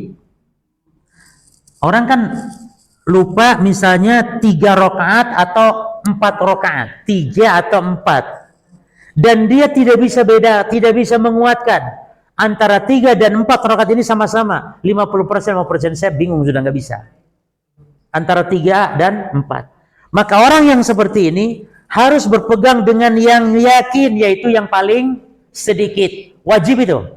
Nggak boleh orang seperti ini pegang yang 4. Oh, kayaknya 4 kayaknya. Nggak boleh. Karena kalau orang itu ragu antara banyak dan sedikit, maka pas yang benar yang mana? Yang pas yang sedikit, Bapak Ibu. Iya kan? Kalau orang ragu antara 3 dan 4, ragunya antara 3 dan 4, berarti yang paling menguatkan kita yang mana? Yang pasti yang 3. Karena 3 itu pasti. Yang 4 yang ragu, kan itu. Pokoknya yang paling sedikit. Ada orang tawaf 7 atau 6. Pilih mana? Ragunya seperti ini. Orangnya ragu 50%, pilih mana? 7 atau 6? Pilih yang paling sedikit. Pilih 6. Tawaf. Sholat duhur bingung dia. 5 atau 6 rakaat. Pilih mana? Ini orang memang sholatnya ngawur, berarti sudah nggak benar sholatnya. Berarti sholatnya tidak sah. Kok bisa sholat duhur 5, 6? Betul tidak? Tapi kalau 4 atau 3 mungkin jelas. Jadi ini tuh 50%, 50%. Contoh lain, harus berpegang kepada yang yakin. Contohnya adalah, berpegang dengan yang yakin itu begini. Ragu dia, dan ragunya 55%. Ragu dia, apakah sudah melakukan atau belum? Sudah melakukan atau belum? Sudah melakukan atau belum, ya jemaah? Sudah ngasih sarapan ke suami atau belum? Sudah ngasih atau belum? Hukum, dan itu ibu ragunya memang 55%. Maka kalau orang ragu seperti ini harus kembali kepada yakin. Itu apa? Maknanya berarti belum, karena hukum asalnya orang itu adalah belum. Jangan sudah, ya belum, karena hukum asalnya orang itu belum melakukan. Jelas nggak Bapak Ibu? Jadi kalau besar atau kecil ragu berarti pasti yang kecil. Sudah atau belum melakukan? Pasti belum, karena hukum asalnya orang itu tidak melakukan sampai dia akhirnya melakukan, kan itu. Nah sekarang yang kedua Bapak Ibu sekalian, namanya golabatu zon. Apa namanya? Golabatu zon. Dugaan kuat, yakni keraguan yang dia bisa untuk menguatkan salah satunya. Maka seorang muslim yang ini jangan berpegang dengan yang yakin, jangan, tapi harus berpegang dengan dugaan kuatnya tadi. Misalnya dia lupa 3 rakaat atau 4, dia harus mikir. Maka ibu-ibu kalau lupa sholat berapa rakaat itu jangan langsung ambil kesimpulan. Ibu harus mikir dulu, harus pikir dulu, ada enggak dugaan kuat kemana. Jadi mikir dulu begini, tadi saya jangan ngomong, tapi ya maksudnya masih dalam hati, ini 3 atau 4, oh kayaknya 4, karena tadi saya duduk ini, saya bangkit, bahkan saya ingat bangkitnya itu saya agak ngene-ngene dikit gitu misalnya, atau pas gini tadi saya mau keseleo gitu, ingat itunya, berarti dugaan kuat kita ke 4, maka ibu wajib ambil yang 4. Jangan paling sedikit aja, nggak boleh, tidak boleh setiap ragu ngambil paling sedikit, nggak boleh. Kecuali ibu memang benar-benar blank, benar-benar gak bisa, baru pilih yang paling sedikit. Tapi kalau begini dugaan kuat harus diikuti. Jelas nggak di sini? Maka Bu, kalau ada orang sedang sholat dan lupa itu harus dipikir dulu. Ini kita masuknya mana? Syak atau golabatu dhon. Dan ibu bisa juga gitu kan? Bisa juga kalau sholat itu kan mesti ada dugaan kuat ke sini. Bisa jadi memang kuatnya yang paling rendah, bisa jadi. Bisa jadi memang yang paling sedikit, cuman bukan alasan mengembalikan ngambil sedikit, bukan, tapi menurut dugaan kuat ibu, bapak memang sedikit. Jelas ya? Nah, sekarang sujud sahwinya gimana? Kalau yang kelompok syak dan golabatud dhon, kalau kelompok syak ini sujud sahwinya coba secara akal dulu Bu. Kalau ini kan lebih agak kuat gitu ya. Kalau ini bisa ngeblank, ini ragu, masih benar-benar ragu. Kira-kira kalau ini kapan? Coba sambil dipikir secara akal tadi. Ini kan juga ini ada dalil secara akal juga tadi. Ini juga sama, boleh kita pakai secara akal. Ini kan betul-betul ragu bener kan?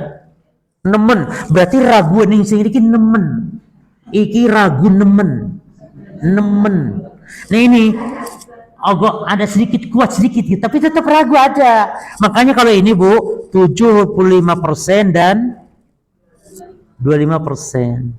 Jadi kalau ini nih Bu, misalnya yang 4 rakaat 75%, yang 3 rakaat cenderung itu cuma 20%, maka Ibu ambil harus yang 75%, yang 4 rakaat tadi.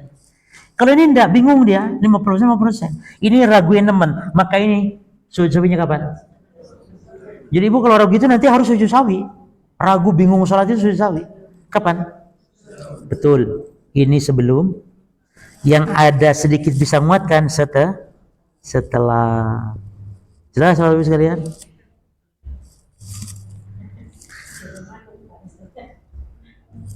Ibu bisa nggak jelaskan lagi nanti? Pelan-pelan, bisa ya? Perhatikan Bapak Ibu sekalian. Keraguan tidak dianggap dalam 2 keadaan. Tulis kaidahnya. Keraguan tidak dianggap, la yutabar syak fi halataini. Keraguan tidak dianggap dalam 2 keadaan. 1, asyak ba'dal ibadah. 1, ragu kalau setelah selesai ibadah. Setelah salam, assalamualaikum, assalamualaikum, ibu ragu, tadi saya tahiyat awal enggak ya? Ragu. Tapi kapan ragunya? Setelah. Maka ragu setelah sholat, ojo direken, itu was-was syaitan. Ojo direken. Sudah. Anggap selesai dan Allah memaafkan. Seandainya iya ternyata ibu tadi enggak itu, enggak usah direken wes. Setelah wudu, Bapak Ibu, Bapak setelah wudu selesai baca asyhadu alla ilaha illallah, selesai, lalu ngene lho, iki kok koyo ndak teles iki. Jangan-jangan mora dibasuh mau. Jangan-jangan. Coba direken. Itu was-was dari syaitan. Karena setelah selesai wudunya. Baik. Yang kedua, keraguan tidak dianggap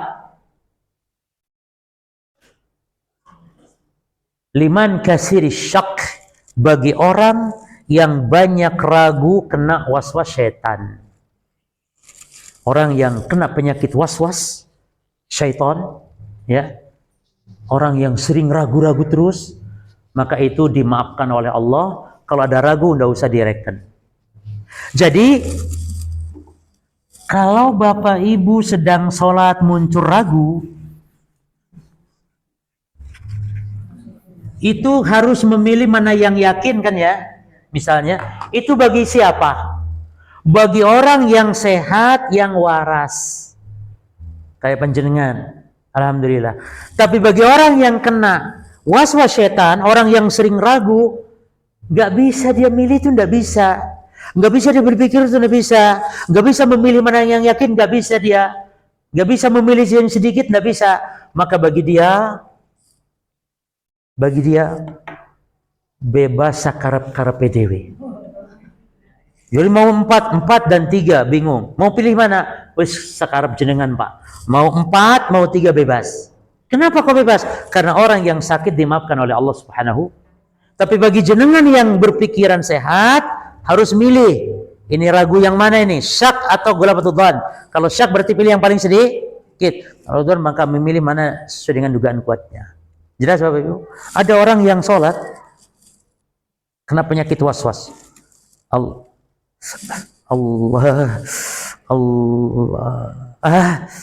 nggak bisa. Orang sudah 1 rakaat dia masih Ini orang harusnya digimanain? Kalau jenengan nemu orang kayak gini, harusnya dia gini, jenengan angkat tangannya, Allahu Akbar, nenek noai. Iya, langsung. Ada orang, ibu-ibu, bapak-ibu, lagi tahiyat, imam sudah mau salam, mungkin imam sudah salam. Assalamualaikum. Dia masih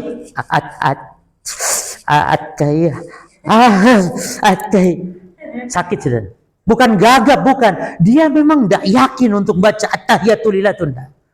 Maka kalau nemuin orang kayak gini gimana? Sudah langsung ini aja. Tuh selesai. Ya. Ada orang wudu, Bu. Bismillah. Orang sudah sholat 1 rakaat masih bismillah saja di kamar mandi. Itu orang yang kena was. Ibu-ibu tolong catat kaidah-kaidah yang tadi. Kaidah-kaidah yang tadi ya. Barangkali yang belum tercatat. Kaidah-kaidah yang tadi, Bu. Ustaz mau tanya tadi itu waktu rukun sholat itu niat itu termasuk apa? Tadi Di luar. di luar. Di luar. Di luar saja. Ya, syarat di luar. Bedanya rukun dengan syarat, kalau rukun di dalam. Di dalam ibadah. Tapi kalau yang di luar namanya syarat. Niat, madhab kiblat, menutup aurat, wudu, itu semuanya di luar. Ya, itu bedanya rukun dengan syarat. Tapi rukun dan syarat itu sama-sama, kalau tidak ada, ibadah nggak sah. Tapi kalau wajib dan sunnah lain, ibadah bisa tetap sah. Tapi kalau rukun nggak ada, syarat nggak ada, ibadah tidak sah. Sekarang terakhir, Bu. Bu. Terakhir, hukum. Tadi kan belum bicara tentang hukumnya sujud sahwi, hanya pensyariatan sahwi. Sekarang hukum sujud sahwinya. Hukum sujud sahwi. Ibu-ibu dengan bahasa Bapak ya, dengan bahasa yang mudah. Dengan bahasa yang mudah.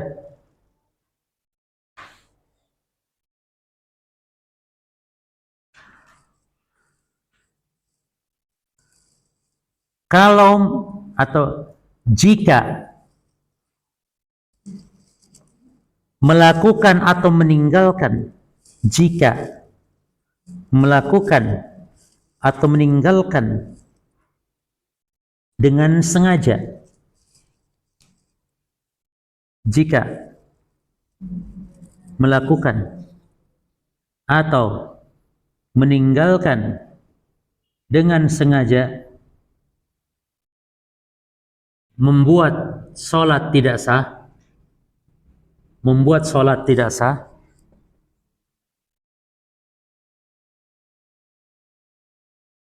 maka ketika lupa sujud sahwi hukumnya wajib.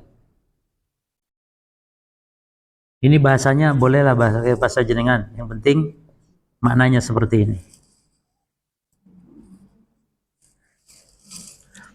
Jika melakukan atau meninggalkan, tentu dalam urusan sholat ya, yang bagian dari sholat tentunya kan, dengan sengaja, itu membuat sholatnya kenapa? Tidak sah. Maka ketika itu dilakukan karena lupa, atau meninggalkan itu karena lupa, maka sujud sahwinya saat itu hukumnya menjadi apa? Menjadi wajib, karena kalau sengaja sholat tidak sah, ditinggalkan atau dilakukan. Maka ketika lupa, meninggalkan, melakukan, sujud sahwi tersebut menjadi apa? Wajib. Berarti kalau meninggalkan, berarti ini sebaliknya, atau secara tersiratnya apa? Kalau meninggalkan atau melakukan dengan sengaja dalam sholat, membuat sholat itu tetap sah, membuat sholat itu tetap sah, maka ketika lupa, sujud sahwinya menjadi tidak wajib tapi sunnah. Paham Bapak Ibu sekalian? Maka apa hukum sujud sahwi? Dilihat dulu. Misalnya, kalau jika jikalau dilakukan atau ditinggalkan dengan sengaja itu batal sholat, maka ketika lupa perkara ini sujud sahwi menjadi wajib. Contoh misalnya, kalau lupa gak tahiyat awal, apa hukum sujud sahwinya? Jangan jawab dulu ibu-ibu wajib benda wajib. Tahiyat awal ya. Contoh tahiyat awal ya, berarti bagaimana kalau tahiyat awal itu ditinggalkan sengaja? Apa hukum sholatnya? Batal, tidak sah. Berarti kalau begitu ketika lupa tinggalkan tahiyat awal, hukum sujud sahwi bukan lagi sunnah tapi wajib. Contoh, meninggalkan doa istiftah, meninggalkan sengaja istiftah, sholatnya batal enggak? Tidak batal toh. Maka kalau lupa meninggalkan istiftah, sujud sahwinya wajib atau tidak? Tidak wajib tapi sunnah. Tapi sunnah, yakni disyariatkan tetap, tapi tidak wajib, karena jika hal ini ditinggalkan maka tidak membatalkan sholat. Jelas di sini hukum sujud sahwi? Baik, monggo Bu yang tanya tadi. Kalau saya sholat witir misalnya 3 rakaat, terus 2 rakaat itu saya sholat terus langsung tahiyat awal. Kalau saya kalau 3 rakaat berarti tanpa tahiyat awal. Iya. Terus waktu itu saya lupa, saya berdiri, itu ingat saya langsung duduk. Sholat apa itu Bu? Witir. Witir memang kan nggak boleh dulu tahiyat awal. Makanya saya lupa langsung nggak tahiyat, maksudnya. Malah ibu tahiyat awal. Ya kelebihan berarti. Coba praktekkan coba. Ibu praktekkan. Ada orang yang witir 3 rakaat. Kan itu tidak boleh. Karena Nabi mengatakan, la tushabbil maghrib, jangan kalian samakan dengan maghrib. Lupa. Ini babnya nakes atau ziyadah? Kelebihan atau kekurangan? Kelebihan. Apa yang harus ibu lakukan? Sujud sahwinya kapan? Mantap. Setelah sah. Jelas ibu? Apa hukum sujud sahwinya? Perhatikan Bapak Ibu, sujud sahwi itu bukan berarti sunnah karena sholat sunnah, bukan.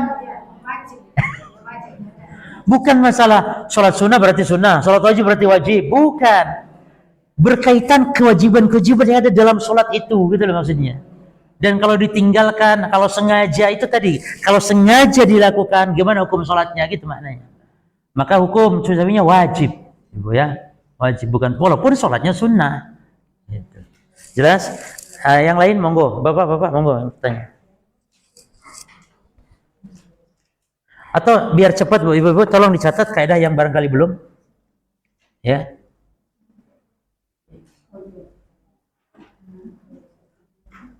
La sujudas lisahwi fi amdin, sudah tadi. Tidak ada sujud sahwi dalam kesalahan yang disengaja.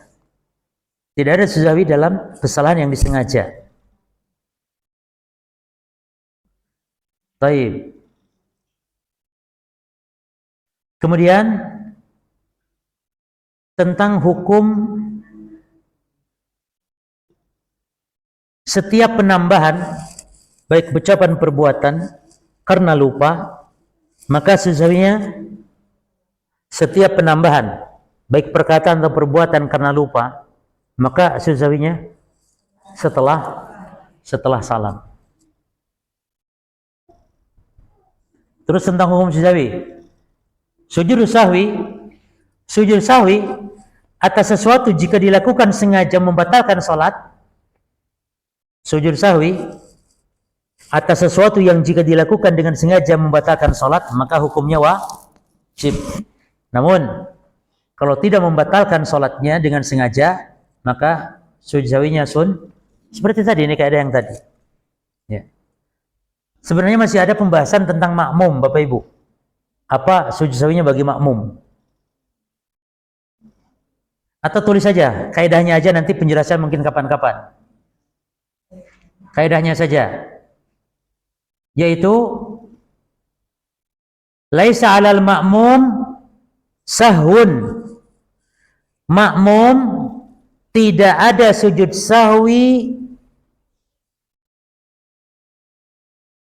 atau tidak ada sujud sahwi bagi makmum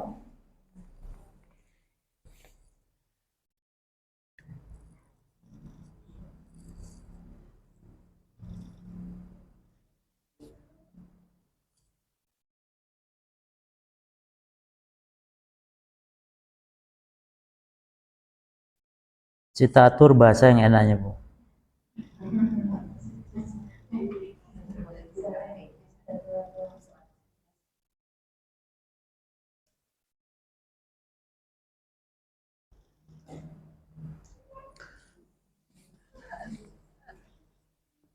Laisa 'alal ma'mum sahwun fa in sahal imam fa 'alaihi wa 'ala man adrakahu ma'ahu. Jadi bahasa yang enaknya gini. Tidak ada sujud sahwi bagi makmum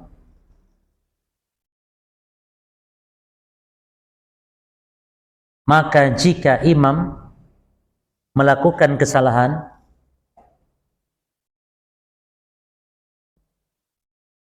maka kesalahan itu tanggung jawabnya,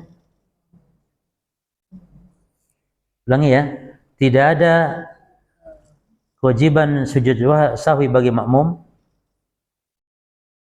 Terus, jika imam melakukan kesalahan, maka kesalahan tersebut menjadi tanggung jawabnya.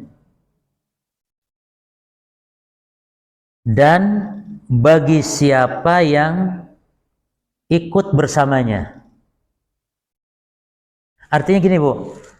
Kalau imam salah, maka imam wajib sujud sahwi. Nah, makmum juga wajib ikut sujud sahwi karena mengikuti kesalahan imam tadi. Berarti bagi makmum yang masbuk, yang makmum masbuk ini kan salahnya imam tadi dia tidak ngikutin. Karena dia mengikuti imam yang tidak ngikutin saat imamnya salah. Maka makmum yang masbuk tadi tidak usah sujud sahwi. Tapi ketika imam sujud sahwi nanti sebelum salam misalnya, makmum yang masbuk tadi tentu ikut juga sujud sahwi karena tidak boleh menyelisih imam kan ya. Tapi kalau imam sujud sahwinya nanti setelah salam kan. Jadi imam assalamualaikum kan. Ini yang masbuk dan tidak mengikuti kan ya. Atau mengikuti atau tidak mengikuti, ini si makmum tidak boleh ikut sujud sahwi, tapi langsung kalau salam langsung berdiri menyempurnakan. Adapun nanti imam sujud sahwi setelah salam bagi yang masbuk gimana? Lihat yang masbuk ini ngikut enggak salahnya imam? Sempat ngikut enggak? Kalau ngikut berarti sujud sahwi dia sendirian nanti. Tapi kalau tidak sempat ikut salah imam ya sudah tidak usah sujud sahwi. Intinya makmum itu dirinci, ikut enggak salahnya imam. Itulah. Kalau imam ternyata sujud sahwi dan si makmum tidak ikut salahnya imam, tapi imam sujud sahwi sebelum salam, makmum harus ikut sujud sahwi karena alasannya apa? Dia kan nggak ikut salahnya imam. Tapi kenapa harus sujud sahwi juga bareng imam? Karena imam tidak boleh diselisihi. Karena imamnya kan sebelum salam sujud sahwinya. Betul kan maksudnya?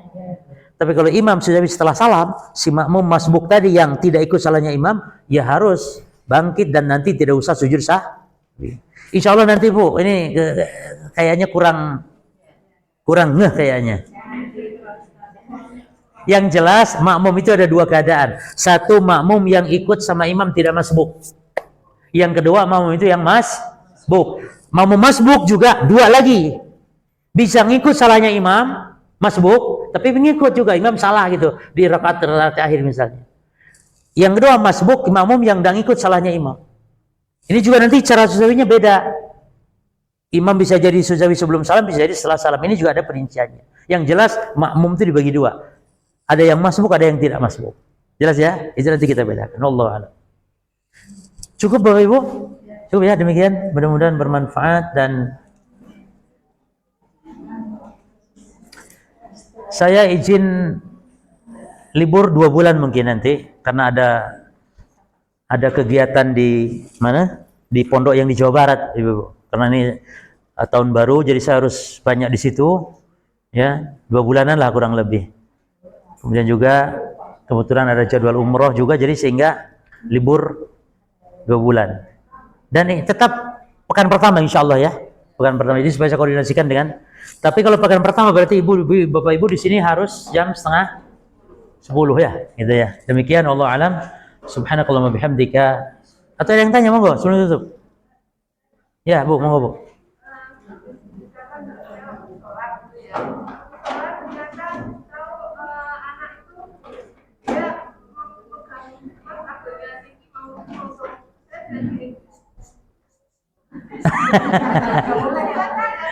Iya. Jangan, Bu. Karena yang boleh itu hanya isyarat dan gerak.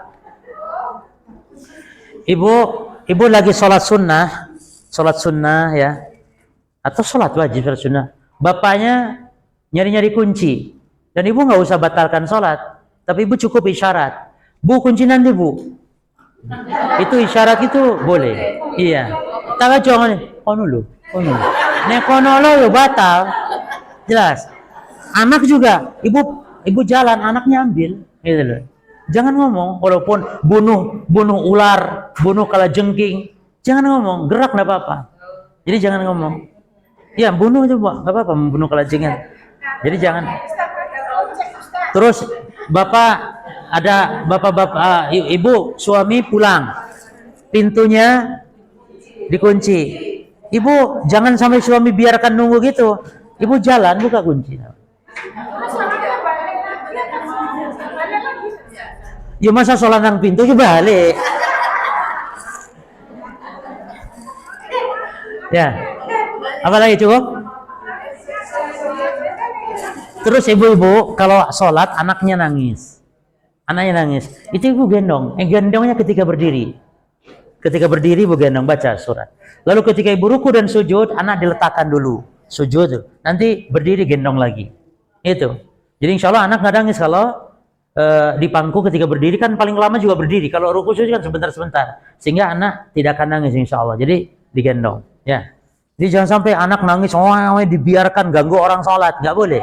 Pangku digendong ya, jangan dibiarkan. Baik. Oh ada hadiah. Oh baik.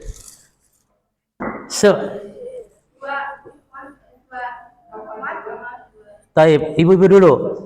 Ibu yang bebas apa harus yang belum dapat hadiah? Yang belum. Coba angkat tangan yang belum dapat, mana? Ibu dulu, ibu belum dapat? Belum. Saya tanya kalau belum. Sebab sujud sahwi ada berapa? Ibu? Iya, ibu itu. Sebab sujud sahwi ada berapa? Ibu sujud sahwi itu karena sebab apa? Iya, ada berapa? Ada 1 kekurangan, 2 kelebihan, 3 kasih hadiahnya.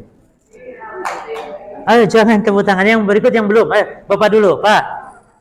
Apa syarat sujud sahwi kalau meninggalkan rukun? Apa syarat sujud sahwi kalau kita meninggalkan rukun?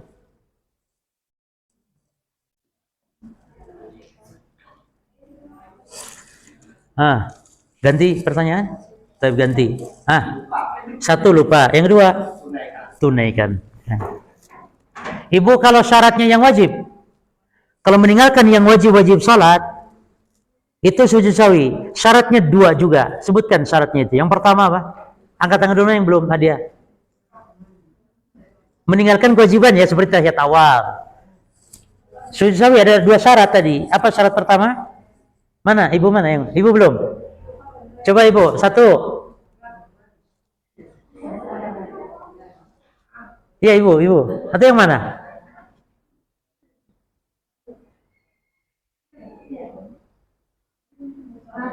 Satu ragu, 2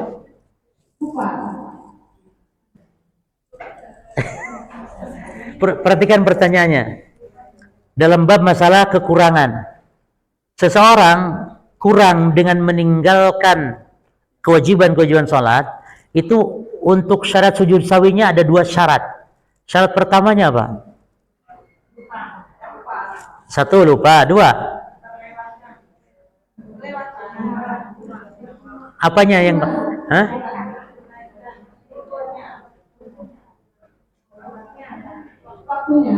waktunya apa? Sudah kelewatan. Nah, kasih apa? Terus Bapak-bapak satu lagi? Ya Pak, satu lagi Bapak ya? Baik Pak. Yang berat apa ya? Yang sunnah sudahlah, yang sunnah. Meninggalkan yang sunnah untuk sujud sahwi ada berapa syarat? 2. Apa syarat pertama? Lupa. Syarat kedua?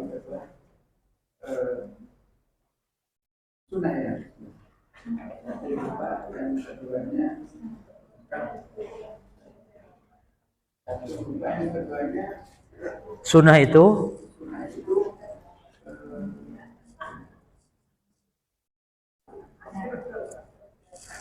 itu harus yang apa? Sunnahnya kalau duduk kalau duduk istirahat. Ayo, monggo. Sunnah yang selalu dilakukan tuh, selalu kebiasaan untuk dilakukan. Cukup ya? Demikian subhanakallahumma bihamdika asyhadu an la ilaha illa anta astaghfiruka wa atubu ilaik. Assalamualaikum warahmatullahi wabarakatuh.